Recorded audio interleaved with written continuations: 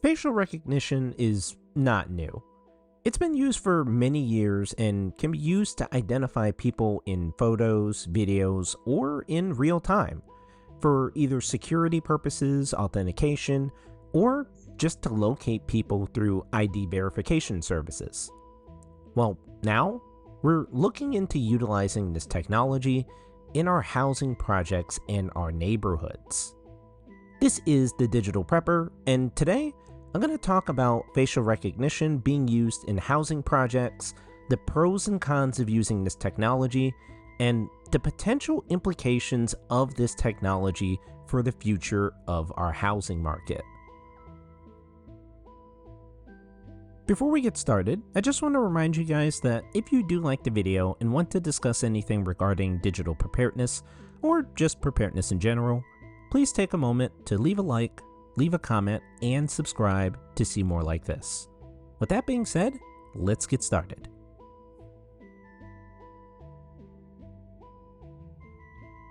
So, really quick, let's talk about what is facial recognition technology for anyone that's not familiar with the term.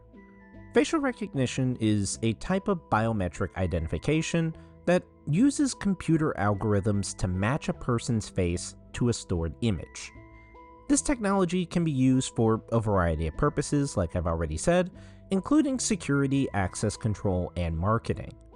So, diving a bit more into those purposes, both private developers and government agencies use facial technology in these ways. And talking about what each purpose means in terms of the technology, access control means that it can be used to control access to buildings and facilities such as apartment complexes, condos, and gated communities.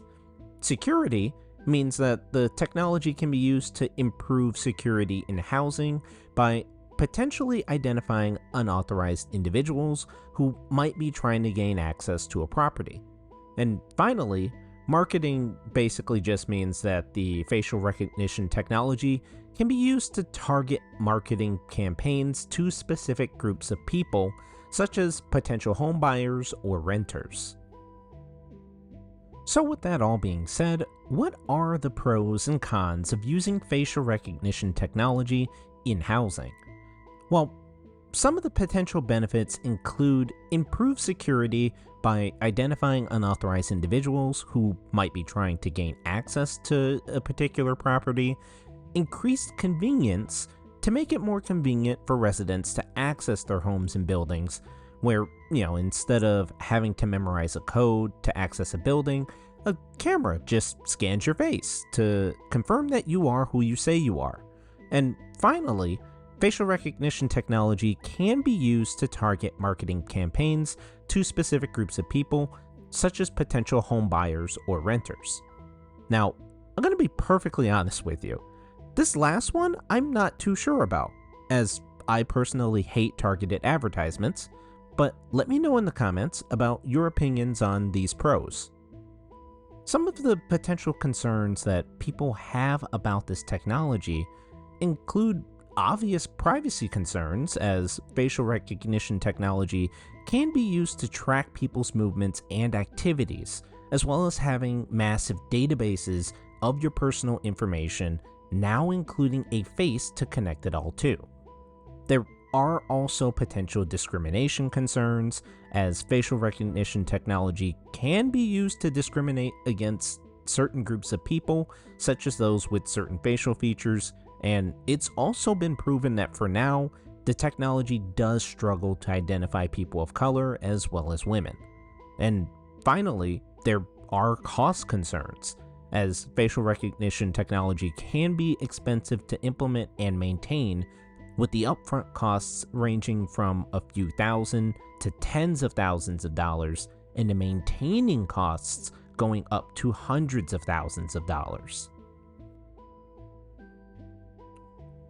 So, with that all being said, moving forward, what can we expect in terms of this technology potentially being used in our neighborhoods, and how is it going to affect us? Well, it's no question that affordable public housing is in short supply. With that being said, This technology has already been deployed in certain areas in order to counter potential criminal activity in public housing areas.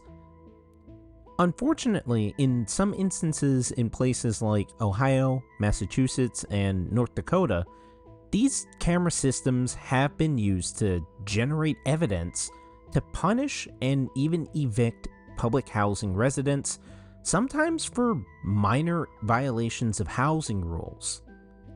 Now, fortunately, it does seem like backlash against this technology has already begun. As facial recognition software has gotten smarter, there has been a major debate in the United States regarding the use of it. States including Alabama, Colorado, and Virginia have passed laws limiting the use of facial recognition by law enforcement because, as I've already stated in the list of cons, they recognize that these tools have been shown to produce false matches when scanning women and people of color. If the information being received by these algorithms are not accurate, but law enforcement or agents of the government act on a real-time basis based on these algorithms, it can put people at risk of loss of their rights or even worse. Unfortunately, even with some states limiting where they can be used in terms of housing, that doesn't stop this technology from being deployed in other areas, such as places like airports, casinos, or even stadiums.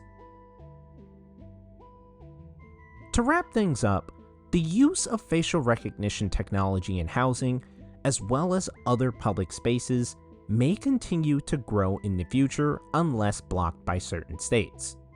Now, in some other parts of the world, this technology is already being used as a control method, and I very much hope that other places in the world will avoid this, but that might be a statement fallen on deaf ears. I will say though that this technology does have the potential to improve security and convenience. However, it does raise important privacy and discrimination concerns, as there are bad actors, unfortunately, everywhere. If you like this video, go ahead and give it a like and subscribe to get more videos like this that will help you with your digital preparedness. If you have any ideas for more videos or just want to share your experiences with prepping, please leave a comment down below. Stay safe, stay prepared, more digital prepping to come.